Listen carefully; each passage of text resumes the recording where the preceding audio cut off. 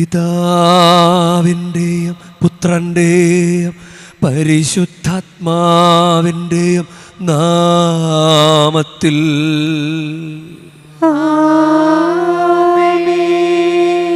നമ്മുടെ കർത്താവായ യേശുക്രിസ്തുവിൻ്റെ കൃപയും പിതാവായ ദൈവത്തിൻ്റെ സ്നേഹവും പരിശുദ്ധാത്മാവിൻ്റെ സംസർഗവും നിങ്ങളോടു കൂടെ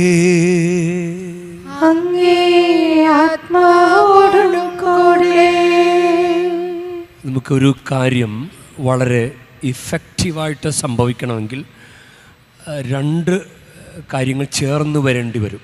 ഇപ്പം ഒരു ഉദാഹരണത്തിന് എടുത്തു കഴിഞ്ഞാൽ പഠനം നന്നാണെങ്കിൽ ഒരാൾ പൈസ മുടക്കണം പഠിക്കുന്നയാൾക്ക് വേണ്ടി.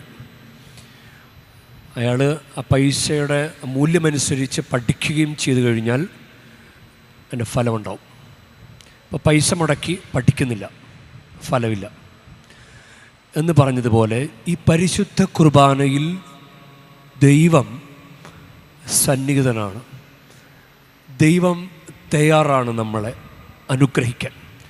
ദൈവമെടുത്ത ഇനീഷ്യേറ്റീവ് വളരെ വലുതാണ്. ഇനി ആ ദൈവത്തിൻ്റെ അനുഗ്രഹം നമ്മിലേക്ക് വന്ന് രണ്ടും കൂടി ഒരുമിച്ച് ചേരണമെങ്കിൽ നമ്മുടെ ഭാഗത്തു നിന്ന് ഇഫക്റ്റീവായിട്ടുള്ളൊരു സഹകരണം, പങ്കാളിത്തം, ചേർന്ന് നിൽപ്പ് അതാവശ്യമാണ്. അപ്പം നമ്മളാണ് തീരുമാനിക്കേണ്ടത്. ദൈവം ഓൾറെഡി പൈസ മുടക്കി ഈശോയുടെ രക്തം നമുക്ക് തന്ന്, വിലയുള്ള കാര്യം തന്ന് ഇങ്ങനെ റെഡിയായി നിൽക്കുകയാണ്.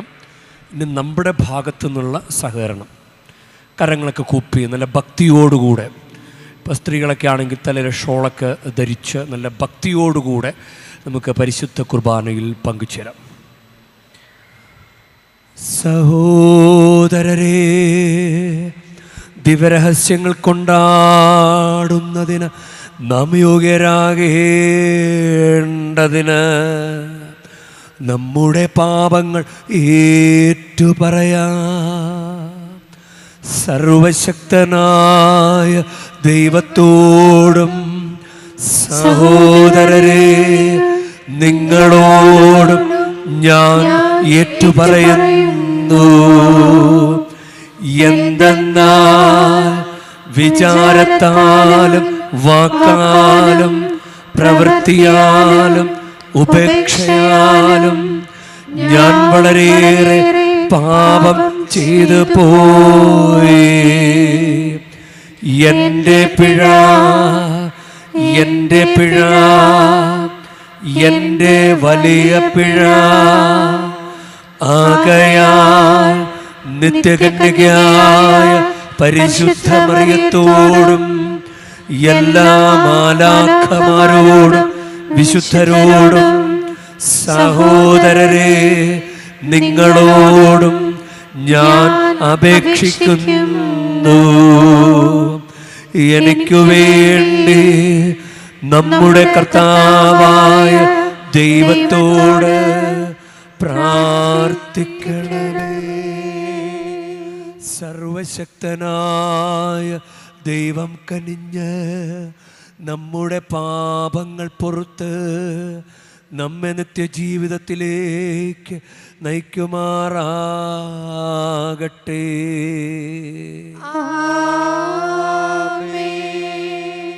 കർത്താവേ കനിയണമേ,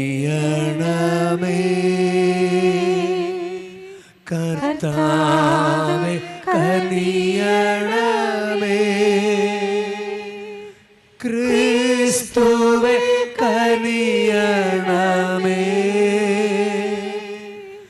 ക്രിസ്തുവേ കനിയണമേ,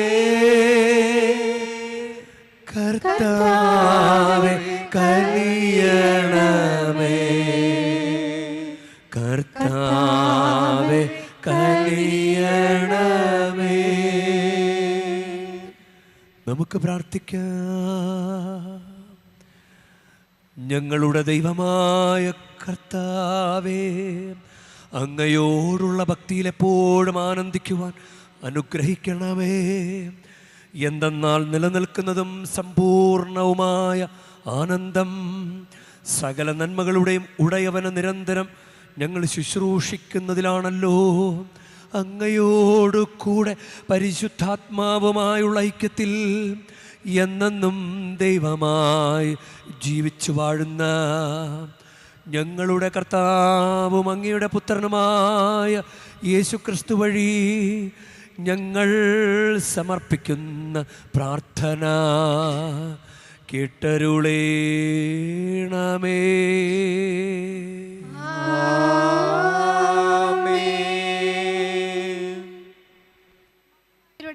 ഒന്നാം പുസ്തകത്തിൽ നിന്ന്.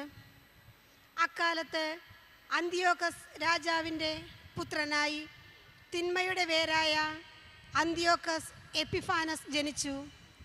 ഗ്രീക്ക് സാമ്രാജ്യം സ്ഥാപിതമായതിൻ്റെ 37-ാം വർഷം ഭരണമേൽക്കുന്നതിന് മുൻപ് അവൻ റോമായിൽ തടവിലായിരുന്നു. അക്കാലത്ത് നിയമനിഷേധകനായ ചിലർ മുൻപോട്ട് വന്ന് ഇസ്രായേലിൽ അനേകം പേരെ വഴിതെറ്റിക്കും വിധം പറഞ്ഞു.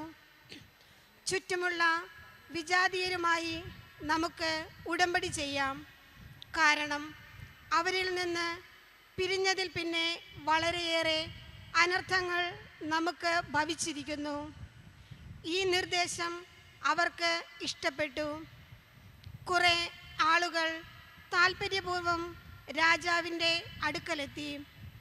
വിജാതീയരുടെ ആചാരങ്ങൾ അനുഷ്ഠിക്കാൻ അവൻ അവർക്ക് അനുവാദം നൽകി. അവർ ജെറുസലേമിൽ വിജാതീയ രീതിയിലുള്ള ഒരു കായികാഭ്യാസ കളരി സ്ഥാപിച്ചു. പരിച്ഛേദനത്തിൻ്റെ അടയാളങ്ങൾ അവർ മായ്ച്ചു കളഞ്ഞു. വിശുദ്ധ ഉടമ്പടി പരിത്യജിച്ചു. വിജാതീയരോട് ചേർന്ന് ദുഷ്കൃത്യങ്ങളിൽ മുഴുകുകയും ചെയ്തു.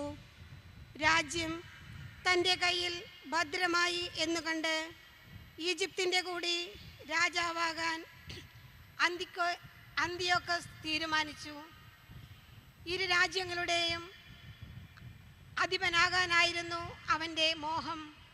സ്വന്തം ആചാരങ്ങൾ ഉപേക്ഷിച്ച് എല്ലാവരും ഒരു ജനതയായി തീരണമെന്ന് രാജാവ് രാജ്യത്തെങ്ങും കൽപ്പന വിളംബരം ചെയ്തു.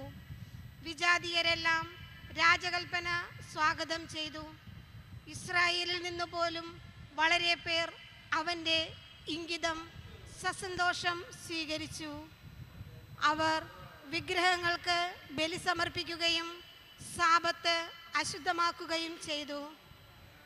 145-ാം വർഷത്തിൽ കിസ്ലേവ് മാസം 15-ാം ദിവസം ദഹനബലിപീഠത്തിന്മേൽ അവർ വിനാശത്തിൻ്റെ മ്ലേച്ഛവസ്തു പ്രതിഷ്ഠിച്ചു.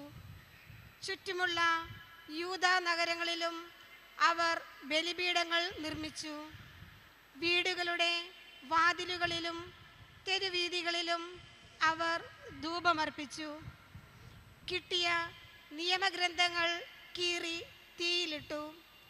ഉടമ്പടി ഗ്രന്ഥം കൈവശം വയ്ക്കുകയോ നിയമത്തോട് കൂറു പുലർത്തുകയോ ചെയ്യുന്നവൻ രാജശാസനപ്രകാരം മരണത്തിന് അർഹനായിരുന്നു. എങ്കിലും ഇസ്രായേലിൽ വളരെ പേർ അചഞ്ചലരായി നിന്നു. അശുദ്ധ ഭക്ഷണം കഴിക്കുകയില്ലെന്ന് അവർ ദൃഢനിശ്ചയം ചെയ്തു. ഭക്ഷണത്താൽ മലിനരാകുകയോ വിശുദ്ധ ഉടമ്പടി അശുദ്ധമാക്കുകയോ ചെയ്യുന്നതിനേക്കാൾ മരിക്കാൻ അവർ സന്നദ്ധരായി. അവർ മരണം വരിക്കുകയും ചെയ്തു. ഇസ്രായേലിൻ്റെ മേൽ അത്യുഗ്രമായ ക്രോധം നിപതിച്ചു. കർത്താവിൻ്റെ വചനം. ദൈവത്തിനു നന്ദി. പ്രതിവചന സങ്കീർത്തനം. കർത്താവേ, എൻ്റെ ജീവൻ രക്ഷിക്കണമേ, അങ്ങയുടെ കൽപ്പനകൾ ഞാൻ അനുസരിക്കട്ടെ. കർത്താവേ, കർത്താവേ, എൻ്റെ ജീവൻ രക്ഷിക്കണമേ, എൻ്റെ ജീവൻ രക്ഷിക്കണമേ. അങ്ങയുടെ കൽപ്പനകൾ, അങ്ങയുടെ കൽപ്പനകൾ ഞാൻ അനുസരിക്കട്ടെ, ഞാൻ അനുസരിക്കട്ടെ. അങ്ങയുടെ പ്രമാണങ്ങളെ ഉപേക്ഷിക്കുന്ന ദുഷ്ടർ മൂലം രോഷം എന്നിൽ ജ്വലിക്കുന്നു. ദുഷ്ടരുടെ കെണികളിൽ കുടുങ്ങിയെങ്കിലും ഞാൻ അങ്ങയുടെ നിയമം മറന്നില്ല. കർത്താവേ, കർത്താവേ, എന്റെ ജീവൻ രക്ഷിക്കണമേ. എന്റെ ജീവൻ രക്ഷിക്കണമേ. അങ്ങയുടെ കൽപ്പനകൾ അങ്ങയുടെ കൽപ്പനകൾ ഞാൻ അനുസരിക്കട്ടെ. ഞാൻ അനുസരിക്കട്ടെ. മർദ്ദകരിൽ നിന്ന് എന്നെ മോചിപ്പിക്കണമേ. ഞാൻ അങ്ങയുടെ പ്രമാണങ്ങൾ പാലിക്കട്ടെ. ക്രൂരമർദ്ദകർ എന്നെ സമീപിക്കുന്നു. അവർ അങ്ങയുടെ നിയമത്തിൽ നിന്ന് വളരെ അകലെയാണ്. കർത്താവേ, കർത്താവേ, എന്റെ ജീവൻ രക്ഷിക്കണമേ. എന്റെ ജീവൻ രക്ഷിക്കണമേ. അങ്ങയുടെ കൽപ്പനകൾ അങ്ങയുടെ കൽപ്പനകൾ ഞാൻ അനുസരിക്കട്ടെ. ഞാൻ അനുസരിക്കട്ടെ. രക്ഷ ദുഷ്ടരിൽ നിന്ന് അകന്നിരിക്കുന്നു. എന്തെന്നാൽ അവർ അങ്ങയുടെ ചട്ടങ്ങൾ അന്വേഷിക്കുന്നില്ല. അവിശ്വസ്തരോട് എനിക്ക് വെറുപ്പാണ്. അവർ അങ്ങയുടെ പ്രമാണങ്ങൾ അനുസരിക്കുന്നില്ല. കർത്താവേ, കർത്താവേ, എന്റെ ജീവൻ രക്ഷിക്കണമേ. എന്റെ ജീവൻ രക്ഷിക്കണമേ. അങ്ങയുടെ കൽപ്പനകൾ അങ്ങയുടെ കൽപ്പനകൾ ഞാൻ അനുസരിക്കട്ടെ. ഞാൻ അനുസരിക്കട്ടെ. Hallelujah, hallelujah. കർത്താവ് അരുളി ചെയ്യുന്നു, ഞാൻ ലോകത്തിന്റെ പ്രകാശമാണ്. എന്നെ അനുഗമിക്കുന്നവൻ ഒരിക്കലും അന്ധകാരത്തിൽ നടക്കുകയില്ല. ഹല്ലേലൂയ.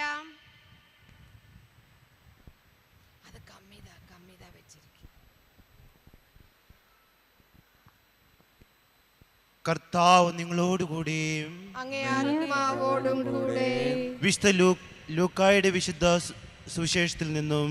കർത്താവേ, അങ്ങേക്ക് മഹത്വം. അക്കാലത്ത് യേശു ജെറീക്കോയെ സമീപിച്ചപ്പോൾ ഒരു കുരുടൻ വഴിയരികിലിരുന്ന് ഭിക്ഷ യാചിക്കുന്നുണ്ടായിരുന്നു.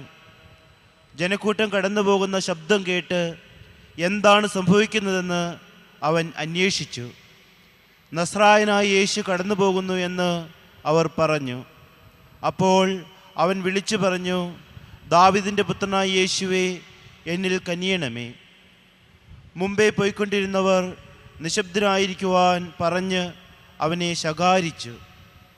അവനാകട്ടെ കൂടുതൽ ഉച്ചത്തിൽ, ദാവീദിൻ്റെ പുത്ര, എന്നിൽ കനിയണമേ എന്ന് നിലവിളിച്ചുകൊണ്ടിരുന്നു. യേശു അവിടെ നിന്നു അവനെ തൻ്റെ അടുത്തേക്ക് കൊണ്ടുവരുവാൻ കൽപ്പിച്ചു. അവൻ അടുത്തു വന്നപ്പോൾ യേശു ചോദിച്ചു, ഞാൻ നിനക്ക് വേണ്ടി എന്തു ചെയ്യണമെന്നാണ് നീ ആഗ്രഹിക്കുന്നത്? അവൻ പറഞ്ഞു, കർത്താവേ, എനിക്ക് കാഴ്ച വീണ്ടും കിട്ടണം. യേശു പറഞ്ഞു, നിനക്ക് കാഴ്ചയുണ്ടാകട്ടെ. നിന്റെ വിശ്വാസം നിന്നെ രക്ഷിച്ചിരിക്കുന്നു. തൽക്ഷണം അവന് കാഴ്ച ലഭിച്ചു. അവൻ ദൈവത്തെ മഹത്വപ്പെടുത്തിക്കൊണ്ട് യേശുവിൻ്റെ പിന്നാലെ പോയി. ഇത് കണ്ട് എല്ലാവരും ദൈവത്തെ സ്തുതിച്ചു. കർത്താവിൻ്റെ സുവിശേഷം.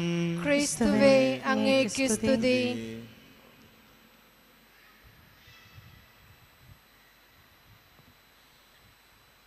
ഈശോയിൽ സ്നേഹമുള്ളവരെ,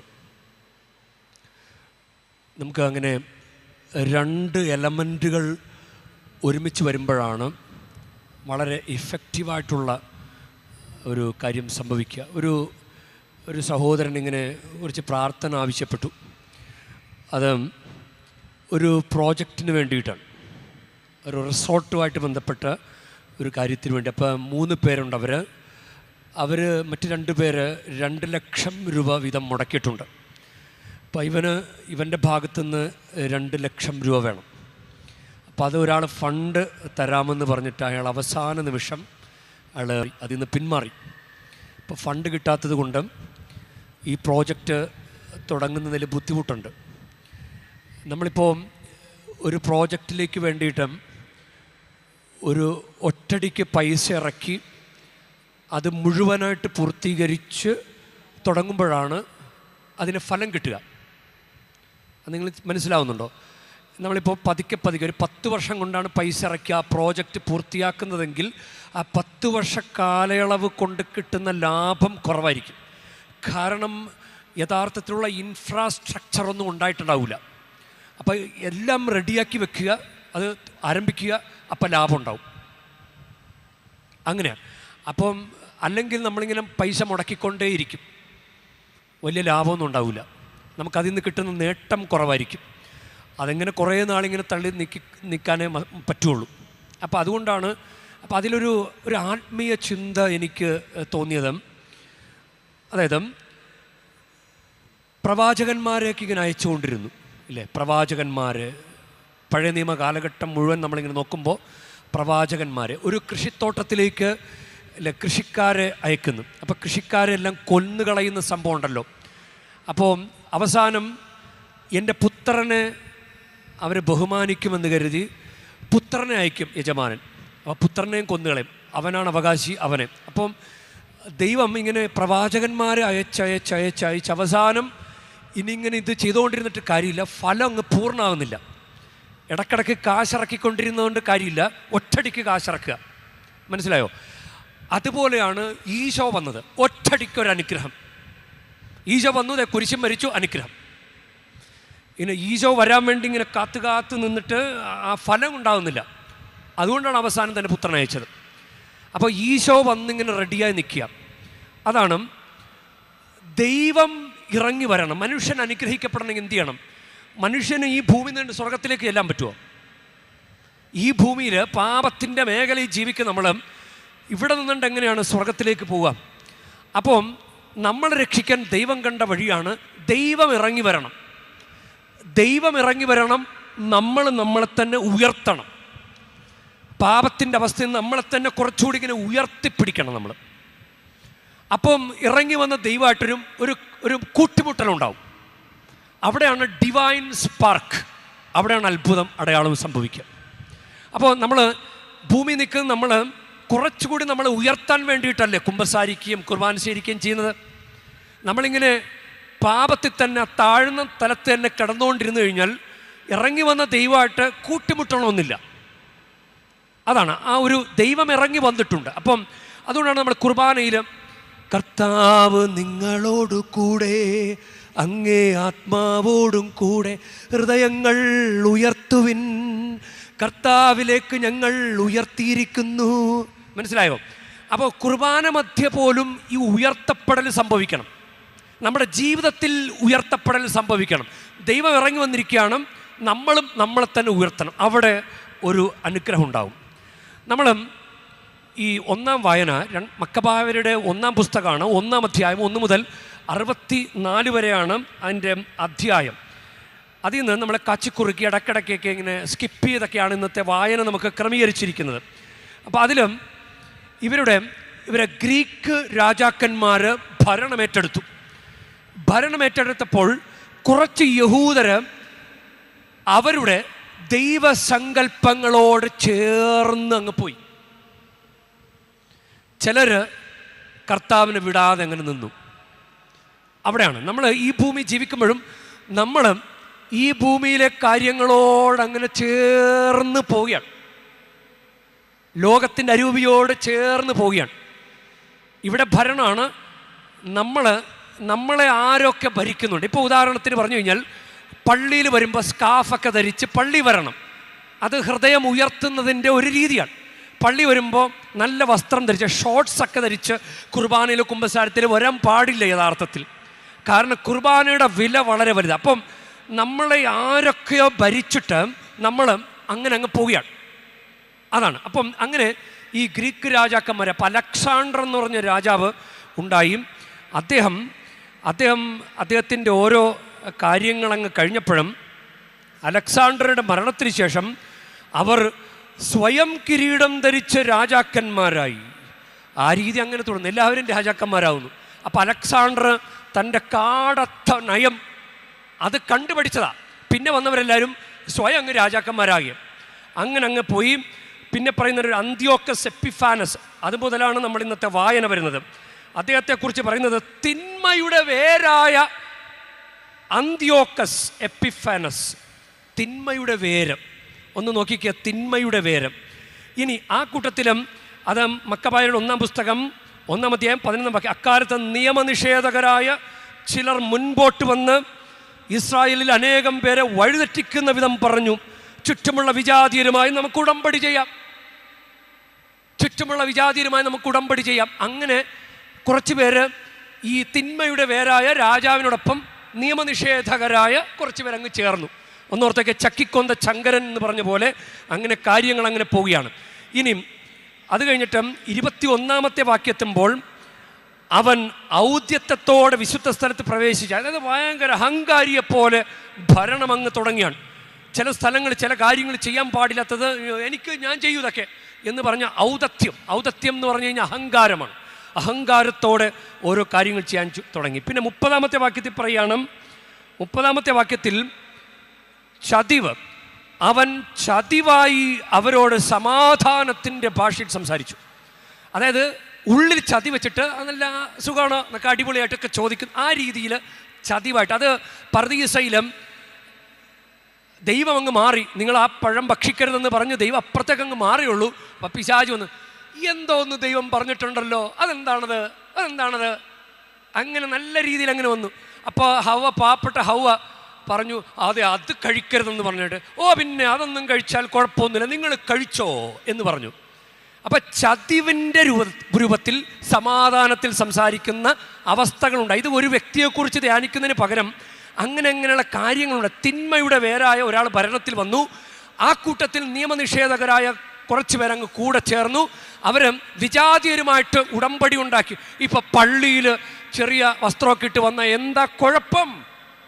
ദൈവം അത് സ്വീകരിക്കുന്നേ, അത് ദൈവം എല്ലാവരും ഉൾക്കൊള്ളുന്ന ദൈവമല്ലേ? അങ്ങനെയൊക്കെ അങ്ങ് പറയാൻ തുടങ്ങി. വിജാതീയ ചിന്തകളുമായി ഉടമ്പടി ഉണ്ടാക്കി അങ്ങനെ അഹങ്കാരം അങ്ങ് മൂത്തു. അവർ ചതിവുള്ളി വെച്ചിട്ട് നല്ല കൂളായിട്ട് സംസാരിക്കാൻ തുടങ്ങി. അങ്ങനെ അതിൻ്റെ അവസാനം വരുന്നത് 56-ാമത്തെ വാക്യത്തിലെത്തുമ്പോൾ നിയമഗ്രന്ഥങ്ങൾ കീറി അത് തീയിലിട്ടു. അതുവരെയായി ഒരവസ്ഥ നോക്കി അങ്ങനെ പോയി ബൈബിളൊന്നും വായിക്കാതായി, പ്രാർത്ഥന ചൊല്ലാണ്ടായി, കൊന്ത ചൊല്ലാണ്ടായി, ഇങ്ങനെ ലോകാരൂപി കയറി വന്ന് നമ്മൾ ദൈവത്തിൽ നിന്ന് അകന്നു പോയി. അപ്പോൾ കുറച്ച് പേര് 62-ാമത്തെ വാക്യത്തിലും കുറച്ച് പേരും കർത്താവിൻ്റെ കൂടെ നിന്നു. എങ്കിലും ഇസ്രായേലിൽ വളരെ പേർ അചഞ്ചലരായി നിന്നു, അശുദ്ധ ഭക്ഷണം കഴിക്കുകയില്ലെന്ന് അവർ ദൃഢനിശ്ചയം ചെയ്തു. അങ്ങനെ ഭക്ഷണത്താൽ മലിനരാകുകയോ വിശുദ്ധ ഉടമ്പടി അശുദ്ധമാക്കുകയോ ചെയ്യുന്നതിനേക്കാൾ മരിക്കാൻ അവർ സന്നദ്ധരായി.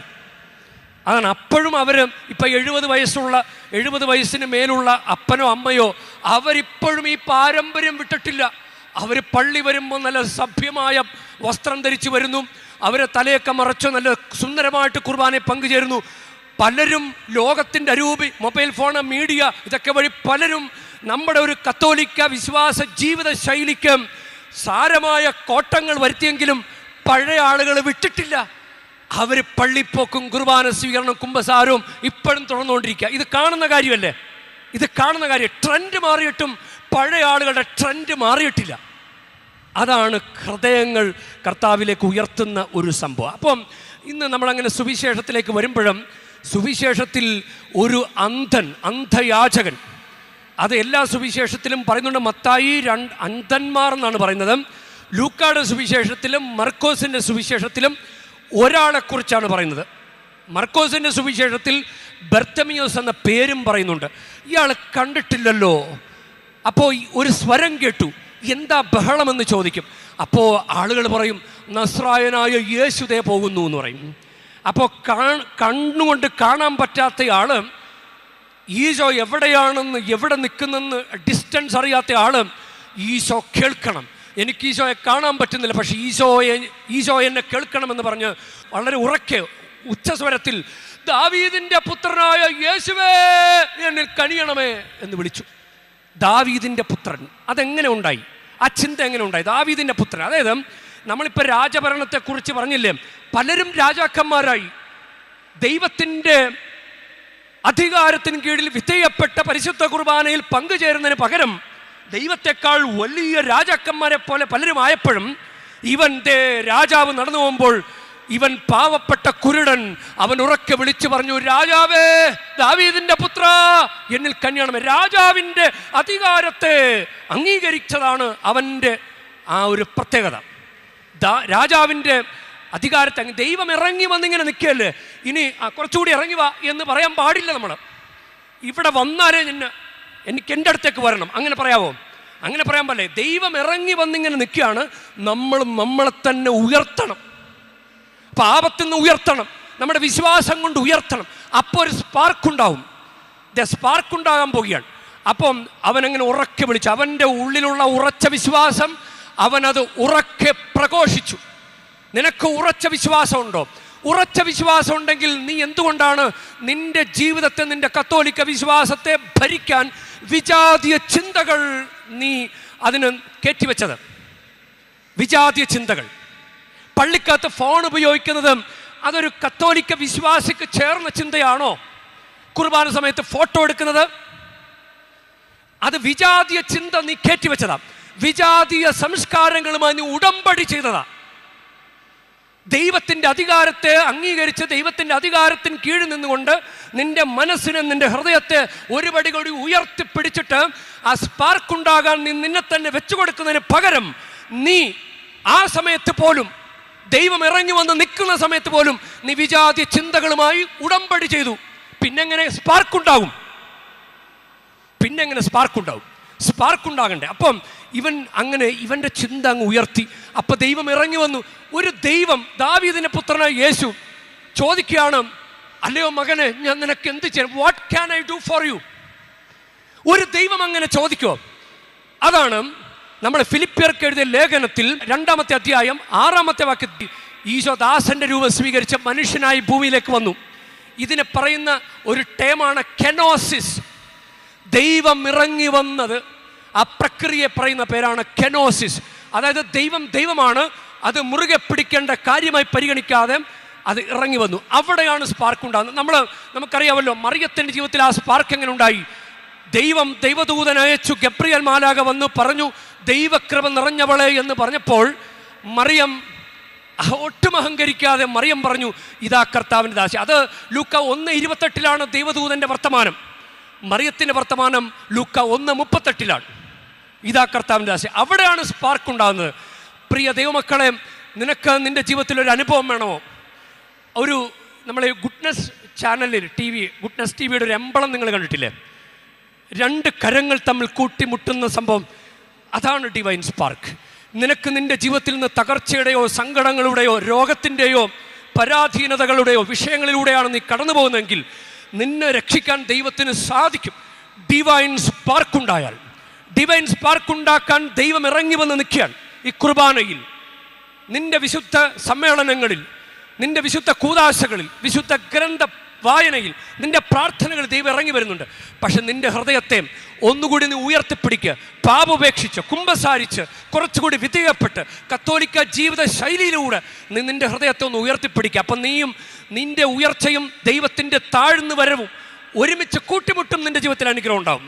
അങ്ങനൊരു സംഭവം ഉണ്ടാകട്ടെ. അതാണ് ആ ഡിവൈൻ സ്പാർക്ക് നിങ്ങൾക്ക് അനുഭവിക്കാൻ സാധിക്കട്ടെ.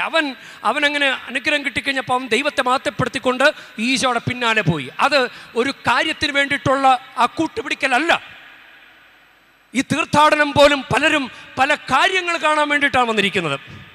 യഥാർത്ഥത്തിൽ ദൈവവുമായിട്ടുള്ളൊരു ബന്ധത്തിൽ ജീവിക്കാനായിട്ടാണ് ആഗ്രഹിക്കുന്നതെങ്കിൽ, ഒരു ഡിവൈൻ സ്പാർക്കിന് വേണ്ടിയിട്ടാണ് നീ ആഗ്രഹിക്കുന്നതെങ്കിൽ നിനക്ക് അനുഗ്രഹം ഉണ്ടാകും. നിനക്ക് കർത്താവിൻ്റെ കൂടെ ഒരു വിജാതീയ സംസ്കാരവുമായിട്ടും ഉടമ്പടി വെക്കാത്ത, കൂടെ നിൽക്കുന്ന അങ്ങനൊരു ജീവിത ശൈലി നിനക്കുണ്ട്. അവൻ പിന്നെ പുറകെ പോയി. അതുകൊണ്ട് പ്രിയ ദൈവമക്കളെ, ദൈവം പൈസ മുടക്കി കാര്യങ്ങൾ, സംരംഭങ്ങൾ ചെയ്തു വച്ചിരിക്കുക. മനുഷ്യരെ രക്ഷിക്കുക എന്ന സംഭവം, അതിൻ്റെ വില ഈശോയുടെ രക്തമാണ്. വളരെ വലിയ വിലയാണ്. ജീവൻ്റെ വിടുതൽ വില വളരെ വലുതാണ്. അപ്പം ഈ പൈസ മുടക്കി വച്ചിരിക്കുന്ന ആ കാര്യത്തോട് നമ്മളുടെ സമർപ്പണം. അപ്പൻ പൈസ മുടക്കി ബുക്കൊക്കെ വാങ്ങിച്ചു തന്നു, നല്ല കോഴ്സിന് കൊണ്ട് ചേർപ്പിച്ചു. ഇനി മകൻ പഠിച്ചാൽ മാത്രം മതി, മകൻ കഷ്ടപ്പെട്ട് പഠിച്ചാൽ മാത്രം മതി. പ്രിയ ദൈവവേദന, നിനക്ക് ദൈവം അനുഗ്രഹം തരും. നീ ദൈവത്തോട് ചേർന്ന് നിന്നാൽ മതി. നീ സ്വീകരിക്കുമേ പരിശുദ്ധ കൂദാശ, പാപങ്ങൾ മോചിക്കും സ്നേഹം. നീ സ്വീകരിക്കുമേ പരിശുദ്ധ കൂദാശ, പാപങ്ങൾ മോചിക്കും സ്നേഹം. നിന്നിലലിഞ്ഞിടാൻ, നിൻ സ്വന്തമായിടാൻ കുർബാനയായൊരു സ്നേഹം. നിന്നിലലിഞ്ഞിടാൻ നിൻ സ്വന്തമായിടാൻ കുർബാനയായൊരു സ്നേഹം. ആ സ്നേഹമാണി വിരുന്ന്. സ്വീകരിച്ചിടാമീ ദിവ്യഭോജ്യം. ഹൃദയത്തിലലിയുമേ ദിവ്യഭോജ്യം. സ്വീകരിച്ചിടാമീ ദിവ്യഭോജ്യം. ഹൃദയത്തിലലിയുമേ ദിവ്യഭോജ്യം. പരിശുദ്ധ മറിയമേ, എത്രയോ ഡിവൈൻ സ്പാർക്കുകൾ കൊണ്ട് അനുഗ്രഹിക്കപ്പെട്ട ജീവിതമാണ് പരിശുദ്ധ അമ്മയുടേത്. ഞങ്ങളുടെ ജീവിതത്തിൽ കുറച്ചെങ്കിലും ഒരു ഡിവൈൻ സ്പർശനമുണ്ടാകാൻ, ഒരു ദൈവിക സ്പർശനമുണ്ടാകാൻ അമ്മേ ഞങ്ങൾക്ക് വേണ്ടി പ്രത്യേകം പ്രാർത്ഥിക്കണമേ.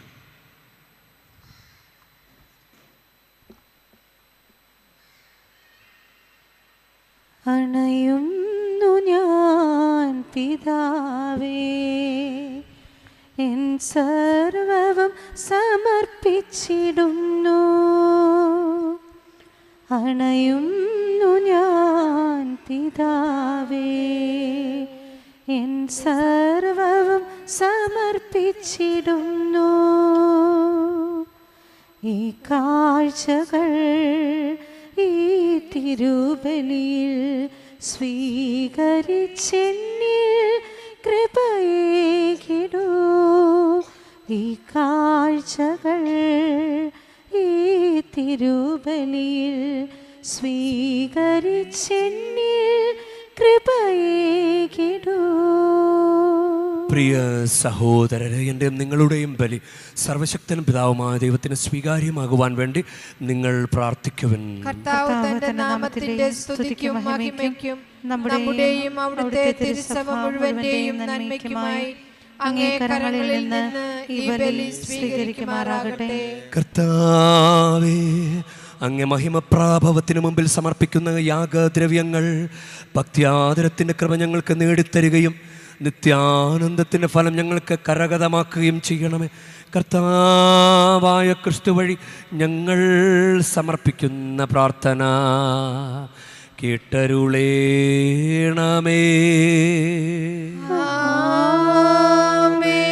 കർത്താവ് നിങ്ങളോടു കൂടെ, അങ്ങേ ആത്മാവോടും കൂടെ.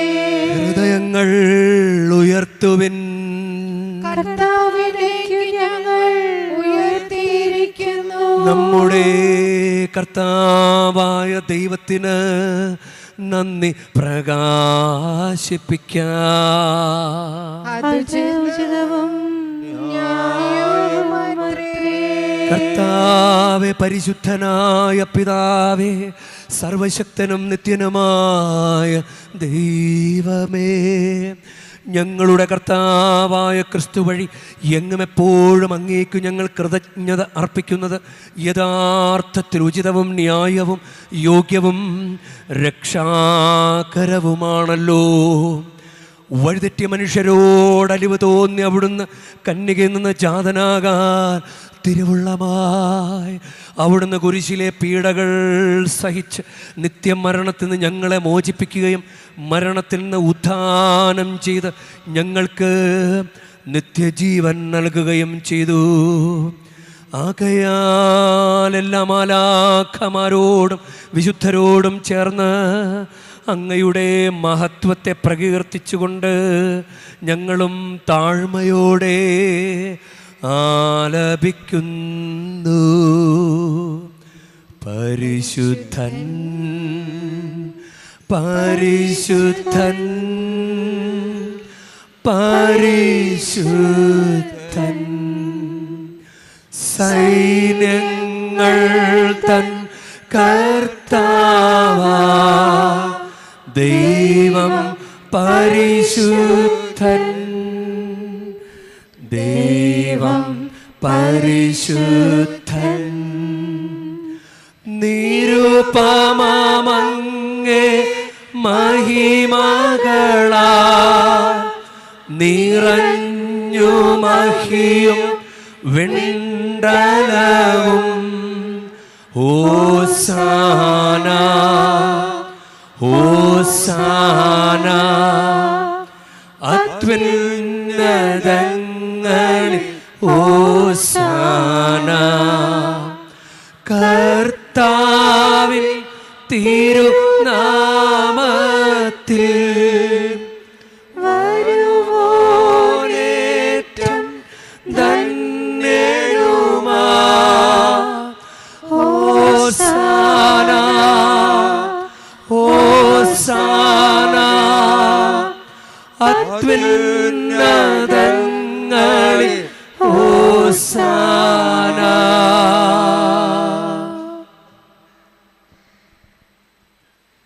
കർത്താവേ,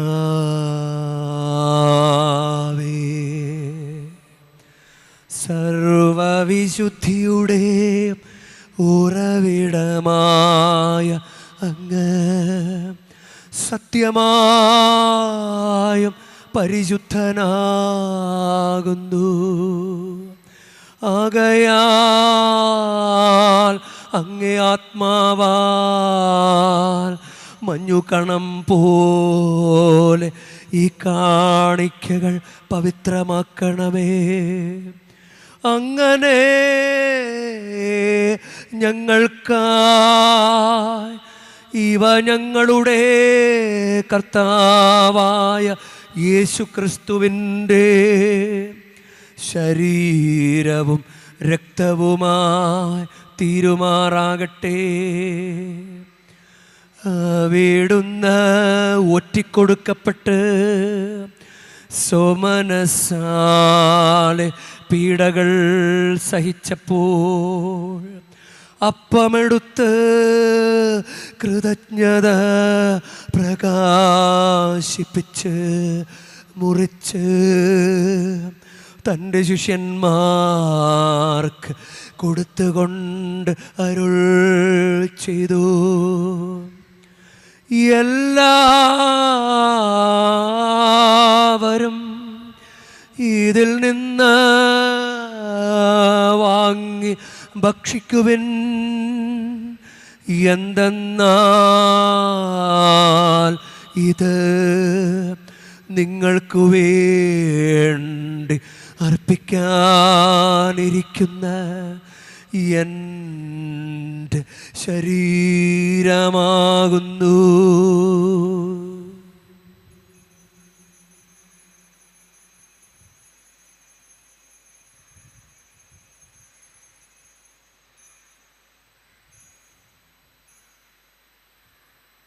അപ്രകാരം തന്നെ അത്താഴം കഴിഞ്ഞ് പാനപാത്രമെടുത്ത് വീണ്ടും അങ്ങേക്ക് കൃതജ്ഞത പ്രകാശിപ്പിച്ച് തൻ്റെ ശിഷ്യന്മാർക്ക് കൊടുത്തുകൊണ്ട് അരുൾ ചെയ്തു.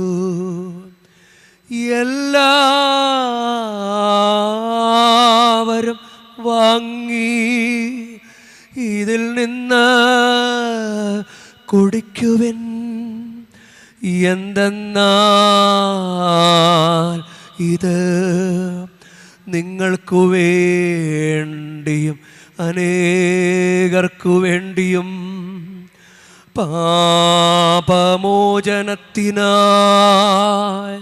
ചിന്തപ്പെടാനിരിക്കുന്ന എൻ്റെ രക്തത്തിൻ്റെ നവീനവും സനാതനവുമായ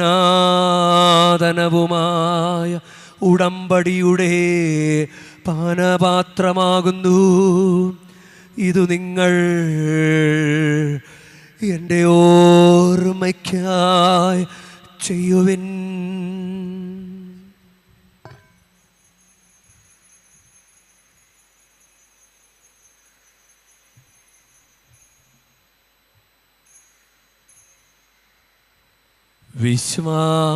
വിശ്വാസത്തിൻ്റെ രഹസ്യം.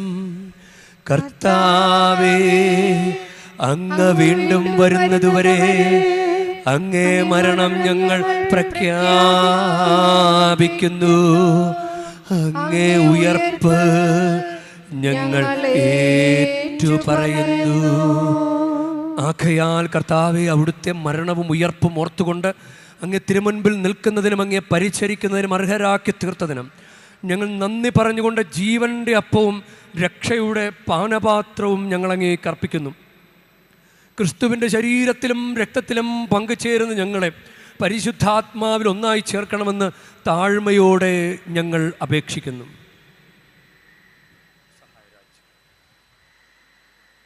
കർത്താവേ, ലോകമെങ്ങും വ്യാപിച്ചെടുക്കുന്ന അങ്ങേ സഭയെ ഓർക്കണമേ. ഞങ്ങളുടെ ലിയോ 14 പാപ്പായോടും ഞങ്ങളുടെ രൂപതാധ്യക്ഷനായ സഹായരാജ് മെത്രാനോടും വൈദിക ഗണത്തോടുമൊത്ത് സഭയെ അങ്ങ് സ്നേഹത്തിൻ്റെ പൂർണ്ണതയിൽ എത്തിക്കണമേ. ഉയർപ്പിൻ്റെ പ്രത്യാശയോടെ നിദ്രകൊള്ളുന്ന ഞങ്ങളുടെ സഹോദരങ്ങളെയും അങ്ങേ കാരുണ്യത്തിൽ മരണമടഞ്ഞ സകലരെയും അങ്ങ് ഓർക്കുകയും അങ്ങേ മുഖത്തിൻ്റെ പ്രകാശത്തിലേക്ക് അവരെ സ്വീകരിക്കുകയും ചെയ്യണമേ.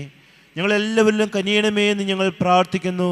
അങ്ങനെ ദൈവമാതാവായ പരിശുദ്ധ കന്യകാമറിയത്തോടും ആ കന്യകയുടെ ഭർത്താവായ ഭാഗ്യപ്പെട്ട യോസേപ്പിനോടും അനുഗ്രഹീതരായ അപ്പസ്തലന്മാരോടും കാലാകാലങ്ങൾ അങ്ങേ പ്രസാദിപ്പിച്ച സകല വിശുദ്ധരോടുമൊത്ത് നിത്യജീവനിൽ പങ്കുചേരുവാൻ ഞങ്ങൾ അർഹരാക്കുകയും അങ്ങേ പുത്രൻ യേശു ക്രിസ്തു വഴി ഞങ്ങൾ അങ്ങേ സ്തുതിക്കുകയും മഹത്വപ്പെടുത്തുകയും ചെയ്യുമാറാകട്ടെ.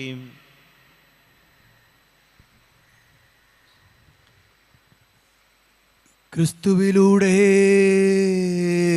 ക്രിസ്തുവിനോട് കൂടെ, ക്രിസ്തുവിൽ തന്നെ സർവശക്തനായ ദൈവവും പിതാവുമായ അങ്ങേക്ക് പരിശുദ്ധാത്മാവുമായുള്ള ഐക്യത്തിൽ എല്ലാ ബഹുമതിയും മഹത്വവും എന്നുമെന്നേക്കും.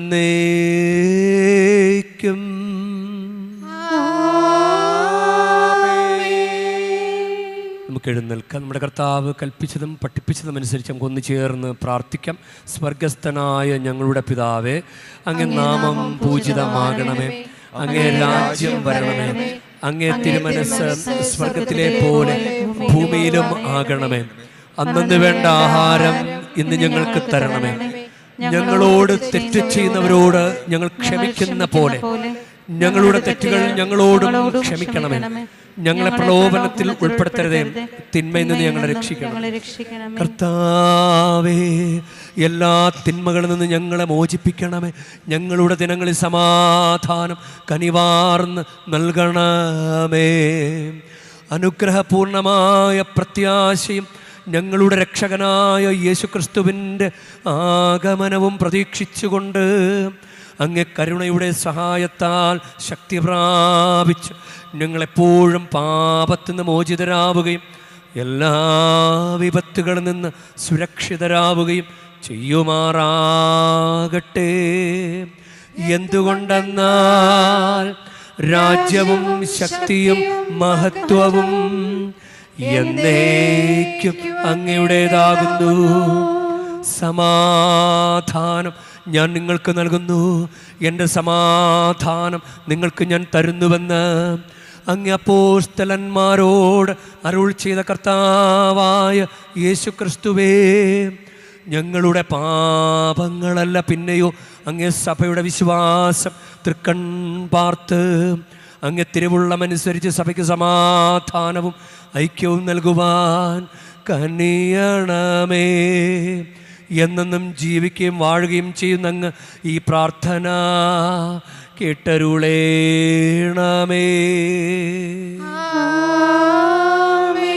കർത്താവിൻ്റെ സമാധാനം നിങ്ങളോട് കൂടെ എപ്പോഴും ഉണ്ടായിരിക്കട്ടെ.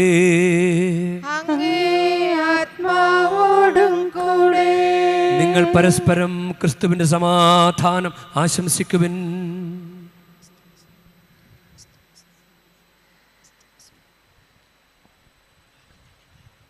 ലോകത്തിന്റെ പാപങ്ങൾ നീക്കുന്ന ദേവകുഞ്ഞാടേ, ഞങ്ങളിൽ കനിയണമേ. ലോകത്തിന്റെ പാപങ്ങൾ നീക്കുന്ന ദേവകുഞ്ഞാടേ, ഞങ്ങളിൽ കനിയണമേ. ലോകത്തിന്റെ പാപങ്ങൾ നീക്കുന്ന ദേവകുഞ്ഞാടേ, ഞങ്ങൾക്ക് സമാധാനം നൽകണമേ.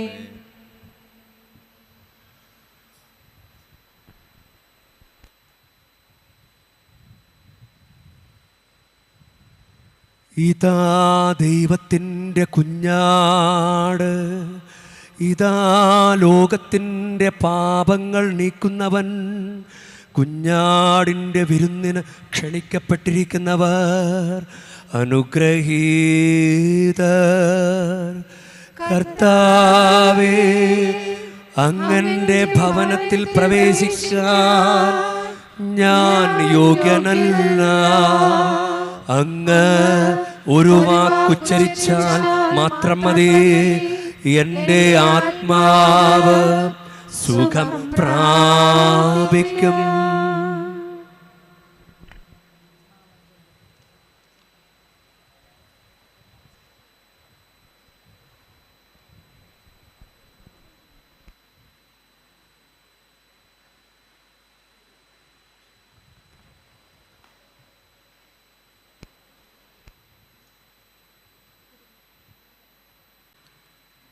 നമുക്ക് പ്രാർത്ഥിക്കാം. കർത്താവേ, എളിമയോടെ പ്രാർത്ഥിച്ചുകൊണ്ട് ദിവ്യരഹസ്യങ്ങളുടെ ദാനങ്ങൾ ഞങ്ങൾ സ്വീകരിച്ചുവല്ലോ. അങ്ങനെ അങ്ങേ പുത്രൻ തൻ്റെ ഓർമ്മയ്ക്കായി അനുഷ്ഠിക്കാൻ ഞങ്ങളോട് കൽപ്പിച്ചവ ഞങ്ങളുടെ സ്നേഹത്തിൻ്റെ വർധനയ്ക്ക് ഉപകരിക്കുമാറാകട്ടെ. കർത്താവായ ക്രിസ്തു വഴി ഞങ്ങൾ സമർപ്പിക്കുന്ന പ്രാർത്ഥന കേട്ടരുളേണമേ.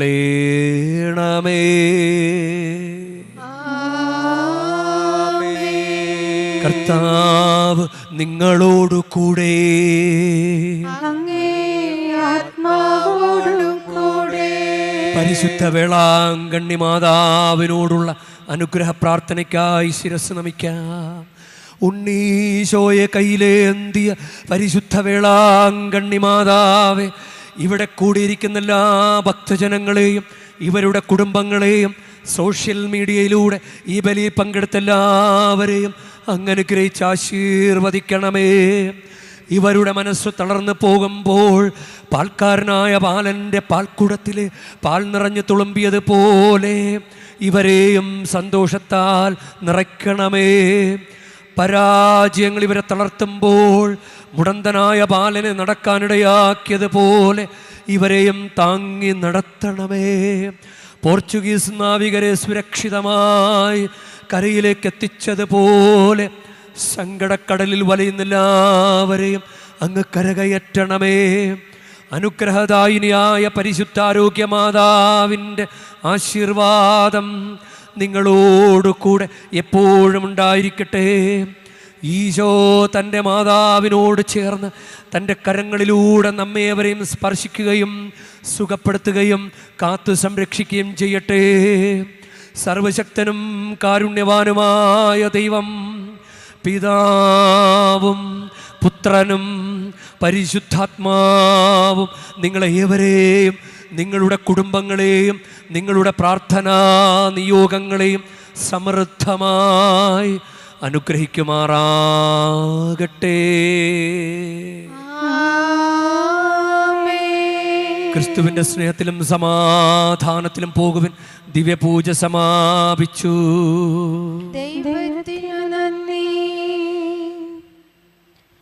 റോസാപ്പൂവേ റോസാപ്പൂവേ സ്വർഗീയ റോസാപ്പൂവേ ലബനോനിൽ